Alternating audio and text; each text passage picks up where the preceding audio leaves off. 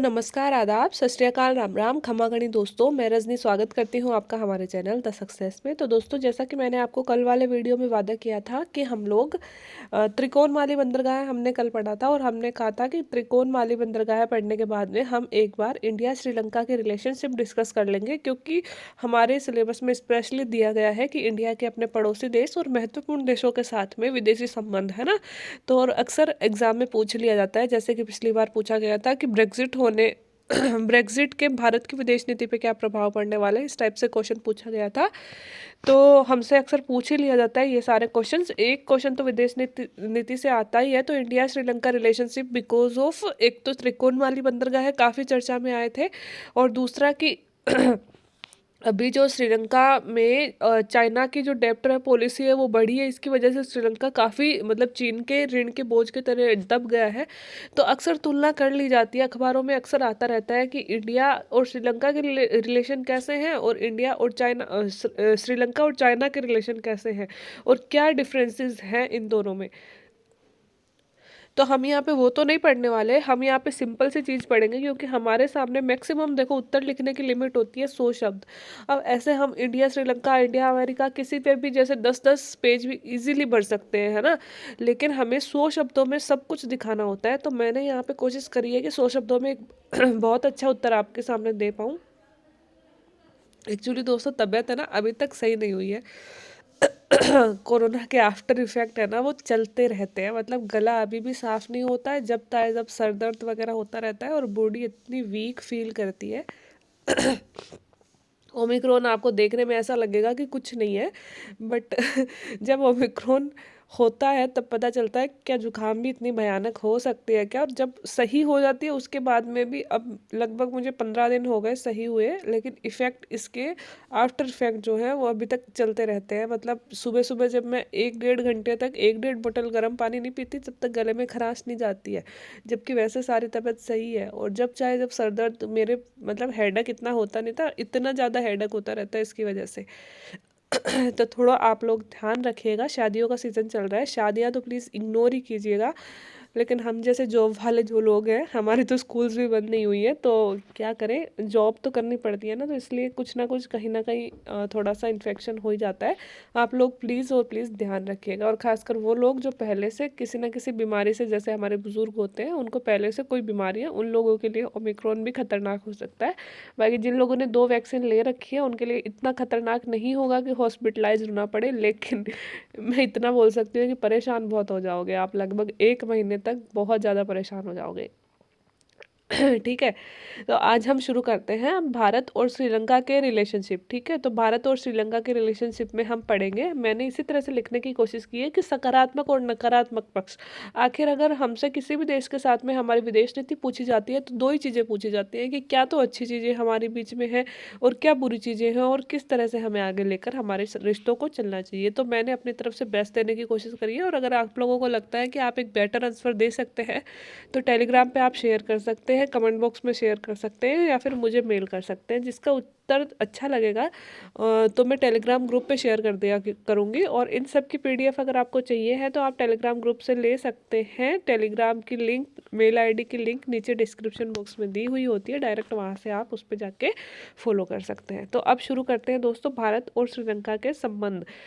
तो श्रीलंका भारत का पड़ोसी देश होने के नाते दोनों के संबंध महत्वपूर्ण है। ऑब्वियस सी बात है, हमें पता है कि श्रीलंका भारत का एक समुद्री पड़ोसी देश है ना। हमारे समुद्र में जो सबसे पास में स्थित देश है वो श्रीलंका है, और इसलिए हमारे की जैसा कि हमें बताया गया है कि हम अपना पड़ोस कभी नहीं चेंज कर सकते, तो हमें हमारे पड़ोसियों के साथ में अच्छे संबंध बनाना मजबूरी हो जाती है। खासकर एक देश के परिप्रेक्ष्य में देखें तो एक अच्छे और मजबूत रूप में विश्व के सामने उभरने के लिए ज़रूरी है कि हम हमारे पड़ोसी देशों से ठीक ठाक संबंध बना के रखें। ठीक है, तो इसलिए हमारे संबंध ऑटोमेटिक श्रीलंका के साथ में महत्वपूर्ण हो जाते हैं। तो इसके बाद में आगे चलते हैं, शुरू करते हैं। देखो, भारत के जो संबंध है श्रीलंका के साथ, वैसे तो आप समझ सकते हो कि हिस्टोरिक काल से रहे हैं, हिस्टोरिक काल से हमारे श्रीलंका के साथ में संबंध रहे हैं। बहुत सारे राजा हमारे श्रीलंका तक पहुँचे, कईयों ने राज किया है ना, और कईयों ने वहाँ पे बहुत सारे कल्चरल चीज़ें भी चलाई, जैसे कि अशोक ने भी बौद्ध धर्म के प्रचार के लिए अपने बेटी और बेटे को वहाँ पे भेजा था। तो हिस्टोरिकल संबंध तो हमारे बहुत पहले से रहे हैं। एक लाइन जोड़ो तो अगर आप वहाँ पे जोड़ सकते हो कि ऐतिहासिक संबंध श्रीलंका के साथ में हमारे मतलब प्राचीन काल से ही रहे हैं, ठीक है। उसके बाद में हम शुरू कर रहे हैं 1987 से, है ना। 1987 वो दिन है दोस्तों, वो साल है जिसमें भारत और श्रीलंका के बीच में एक बड़ा समझौता हुआ था, और ये साल था राजीव गांधी के समय का। आप सबको पता है, ये भारत और लंका समझौता हुआ था। कब हुआ था? 1987 में, जो राजीव गांधी व जयवर्धने के बीच में हुआ था, जिसमें भारत के सामरिक हित और श्रीलंका में तमिल अल्पसंख्यकों की मांग को सुरक्षित करने हेतु जोर दिया गया था। देखो, एक समझौता हुआ था। आपको पता है कि श्रीलंका में हमारे, मतलब यहाँ पे ना इतनी सारी बातें मैं लिख नहीं सकती, थोड़ा मैं बोल के बता देती हूँ कि क्या समझौता था। श्रीलंका में हमारे बहुत सारे तमिल रहते थे, आप लोगों को पता है। और हमारे तमिलों के साथ में श्रीलंकाई लोग, जब तमिल वहाँ पे ठीक ठाक इस्टेब्लिश हो गए, अंग्रेजों के द्वारा लेके जाए गए थे गुलाम बना के, जब वो ठीक ठाक इस्टेब्लिश हो गए, तो फिर श्रीलंकाई लोगों को प्रॉब्लम होने लगी कि तमिल लोग हमारे संसाधनों का दुरुपयोग कर रहे हैं, मतलब उपयोग कर रहे हैं, जो हमारे लिए होने चाहिए वो तमिल कर रहे हैं। और उसकी वजह से बहुत सारी जातियां हमारे तमिलों के साथ में हुई। इसके बदले में हमारे तमिलों द्वारा लिट्टे नाम का एक संगठन बना लिया गया, और श्रीलंका की आर्मी और लिट्टे में अक्सर वो जैसे लड़ाइयाँ चलती रहती थी, उससे निपटने के लिए जब श्रीलंका ने हमें बुलाया कि मतलब आप लोग संभालो इनको, और हमारी तरफ से भी तमिलों की तरफ से विरोध हुआ कि तमिलों, हमारे जो श्रीलंकाई तमिल हैं उनके साथ में मिसबिहेव श्रीलंका में हो रहा है, तो उनके दोनों के हितों को सही करने के लिए एक समझौता राजीव गांधी सरकार ने किया था, जिसका नाम था भारत और लंका समझौता, ठीक है। जिसमें राजीव गांधी थे और उधर कौन था? जयवर्धने था। जिसमें भारत के सामरिक हित और श्रीलंका में जो हमारे तमिल अल्पसंख्यक हैं उनकी मांग को सुरक्षित रखने हेतु, कि भाई हमारे तमिल अल्पसंख्यक आपकी इकोनॉमी में तो योगदान दे रहे हैं, इतने सालों से रह रहे हैं, तो आपको उनके हक देने पड़ेंगे, इसके लिए यह समझौता किया गया था, ठीक है।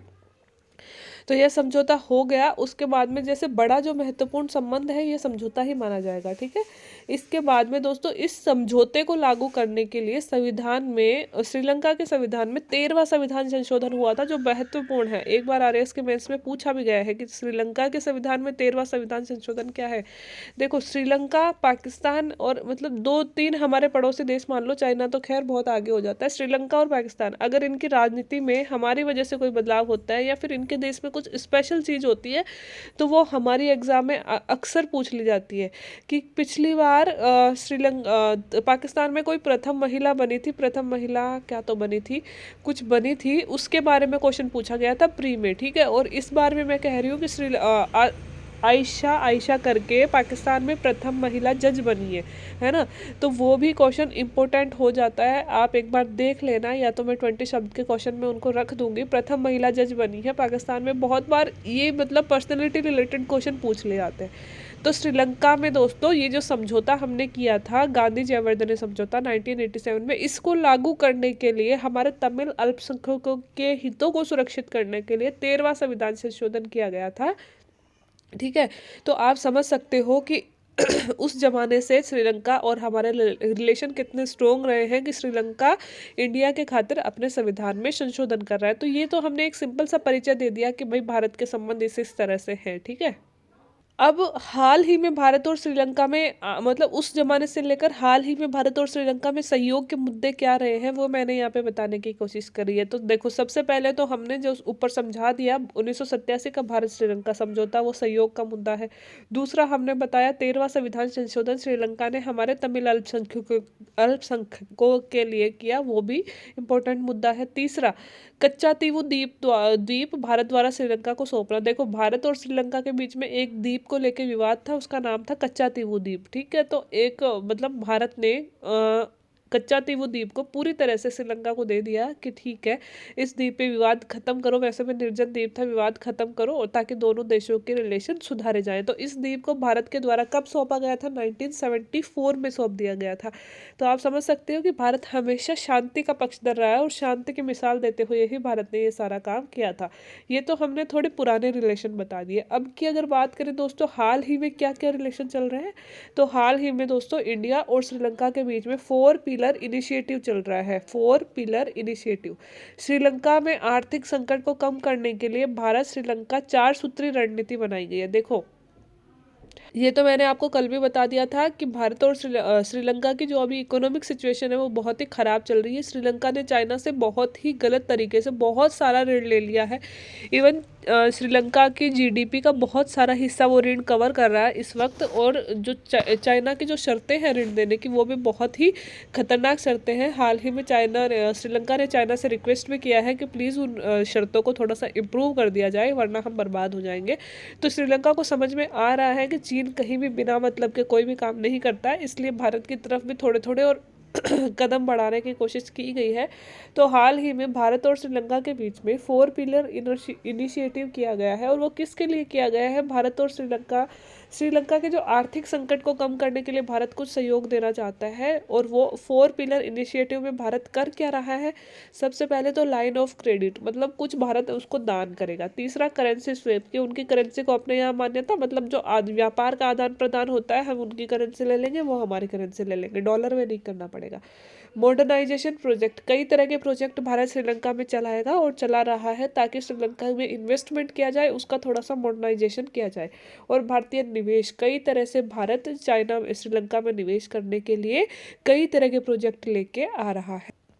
तो अगर आपसे 4 पिलर इनिशिएटिव पूछा जाए तो आप इसी तरह से लिखोगे, क्योंकि हमारे पास में 100 ही शब्द होते हैं, वहाँ पे 10 ही लाइन होती है। हाईएस्ट 10 की जगह वो हमको 12-13 लाइन दे सकते हैं, उसके उससे ज़्यादा लाइन नहीं हो सकती। तो हम एक एक पॉइंट को खोल के नहीं लिख सकते। हमें बताना है कि ये मुद्दे अभी चल रहे हैं हमारे और श्रीलंका के बीच में, ठीक है। इसके बाद में दोस्तों हम लिखेंगे सैन्य अभ्यास, क्योंकि भारत और श्रीलंका के बीच में जो सैन्य अभ्यास होते हैं वो भी हमेशा सहयोग बढ़ाने का ही काम करते हैं। तो हमारे और श्रीलंका के बीच में हाल ही में 2 तरह के सैन्य अभ्यास हो रहे हैं। सॉरी, 2 तरह के सैन्य अभ्यास हो रहे हैं, एक तो है मित्र शक्ति और एक है स्लीनेक्स, है ना। 2 तरह के सैन्य अभ्यास भारत और श्रीलंका में हो रहे हैं, तो आप सहयोग के मुद्दों में इनको भी दर्शा सकते हो।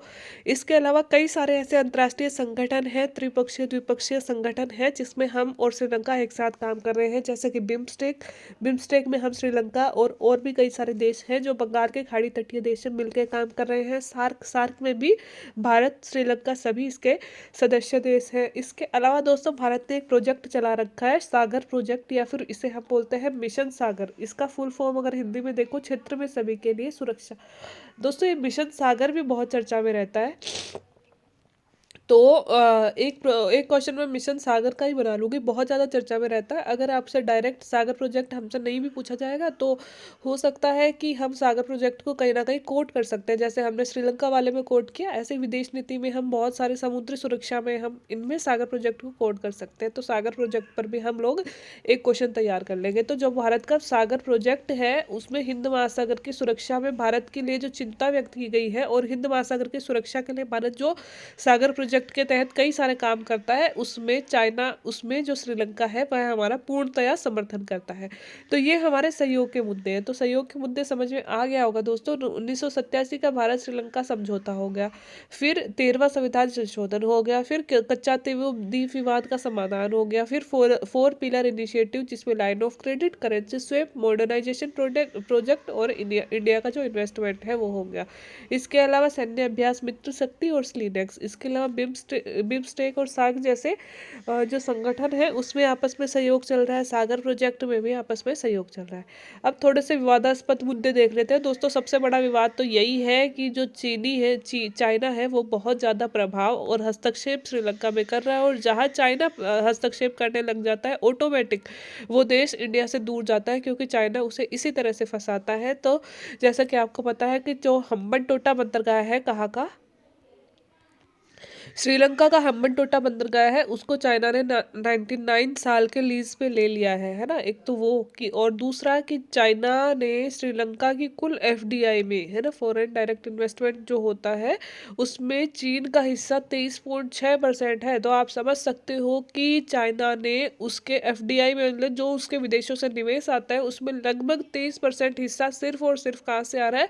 चाइना से आ रहा है। तो आप इस चीज़ को मतलब समझ सकते हो कि अगर इतना बड़ा इन्वेस्टमेंट कोई देश अगर किसी देश में कर रहा है तो ऑफ कोर्स कहीं ना कहीं अपनी शर्तों पे काम करने के लिए उस देश को बाध्य करेगा। और चाइना की तो पॉलिसी डेब्ट ट्रैप होती है, तो आप समझ सकते हो कि है डेब्ट ट्रैप क्या है। ये अगर समझ में नहीं आता है तो प्लेलिस्ट में जाके क्वेश्चन चेक कीजिए, मैंने 5-7 दिन पहले ही समझाया कि डेब्ट ट्रैप पॉलिसी चाइना क्या होती है, चाइना की किस तरह से चाइना फंसाता है देशों को, ठीक है। और अगर अगर भारत का इन्वेस्टमेंट चाइना में हम देखें तो मात्र और मात्र कितना है 10.6%, और चाइना का कितना है 23.6%। तो आप समझ सकते हो कि किसकी तरफ ज़्यादा झुकेगा श्रीलंका, है ना। तो एक ये भी हमारे और श्रीलंका के बीच में जो संबंधों के बीच में खटास आने का सबसे बड़ा एक कारण हम बोल सकते हैं। और श्रीलंका में चीन का जो सबसे बड़ा निवेशक है श्रीलंका में वो कौन है, चाइना है। तो सबसे बड़ा हमारा जो विवाद का मुद्दा चाइना ही हो जाता है। चाइना हमारे पड़ोसी देशों में जाके जो इंटरफेयर करता है उससे हमारे पड़ोसी देश हमसे ही दूर हो जाते हैं। दोस्तों कच्चा तीर द्वीप विवाद जो हमने समझाया था, वो द्वीप विवाद में अभी भी कुछ पॉइंट्स पे और कुछ जमीनी क्षेत्र पे विवाद चलता रहता है, तो वो भी एक विवाद का मुद्दा हो सकता है। और एक जो 13वां संविधान संशोधन जो कि 1987 के समझौते के बाद में श्रीलंका के द्वारा किया गया था 13वां संविधान संशोधन, उसको उसको भी ये संशोधन कहते हैं कि धरातलीय रूप से लागू हुआ नहीं है। सिर्फ ये एक सिर्फ कागजों में संशोधन हुआ है, धरातलीय रूप से लागू नहीं हुआ है। तो यह भी एक विवाद का मुद्दा बोला जा सकता है, ठीक है। तो हमने अच्छे पॉइंट्स बता दिए, बुरे पॉइंट्स बता दिए। अब हम पॉजिटिविटी के साथ में आंसर को खत्म करेंगे। तो हम कहेंगे कि उपरोक्त तथ्यों से स्पष्ट है कि कुछ सामान्य विवाद के बावजूद भारत के लिए श्रीलंका नेबरहुड फर्स्ट की नीति के तहत अत्यंत महत्वपूर्ण है, और दोनों देशों में निजी और आर्थिक निवेश को बढ़ाकर संबंधों को अधिक मजबूत किया जा सकता है। हमने समझ लिया कि यार पड़ोसी देश है और पड़ोस में अगर कोई रहता है तो छोटे मोटे विवाद तो चलते रहते हैं। उन विवादों को छोड़कर भारत की जो पॉलिसी है नेबरहुड फर्स्ट, उसके लिए क्योंकि हमारा बहुत अच्छा पड़ोसी देश है तो चाइना श्रीलंका हमारे लिए बहुत इंपॉर्टेंट हो जाता है। और उसमें हम आर्थिक निवेश भी बढ़ाएं, हम निजी निवेश भी बढ़ाएं, ये सारे निवेश बढ़ाकर ही हम हमारे आर्थिक संबंध अगर उसके साथ में मजबूत कर लेंगे तो हमारे संबंध ऑटोमेटिक अच्छे हो जाएंगे। तो हम इन संबंधों को मजबूत करके श्रीलंका के साथ में हमारे जो रिलेशनशिप है उसको और बेटर कर सकते हैं। तो दोस्तों ये था इंडिया और श्रीलंका की रिलेशनशिप। 100-125 मतलब 100 शब्दों में मैंने समझाने की कोशिश की है, एक ही पेज भरने की कोशिश की है वैसे तो मैंने। तो आई होप कि आप लोगों को समझ में आ गया होगा। देखो एक ही पेज भरने की कोशिश करी है, ये तो थोड़ा मैं ऐसे लिख देती हूँ तो थोड़ा आपको बड़ा लग रहा है, इनको हम थोड़ा सा और शॉर्ट करके भी लिख सकते हैं, मतलब लाइंस को। मैं तो इसलिए कि भाई आप लोगों को थोड़ा साफ समझ में आ जाए, हाथ से लिखा हुआ उत्तर होता है ना, इसलिए। तो दोस्तों अगर वीडियो अच्छा लगा हो और इसी तरह से और विदेश नीति पर अन्य देशों के साथ संबंधों के मुद्दे आप पढ़ना चाहते हो तो अगर आप मुझसे मतलब कमेंट कर सकते हो कमेंट बॉक्स में। ऐसे ही वीडियो और आते रहेंगे। वीडियो अगर अच्छे लग रहे हो तो वीडियो को लाइक करें, चैनल को सब्सक्राइब करें और वीडियो को शेयर भी करते रहें दोस्तों के साथ में, ताकि मेरी भी जो मेहनत है उसका अप्रिसिएशन मुझे भी मिलता रहे। बाकी वीडियो देखने के लिए थैंक यू सो मच।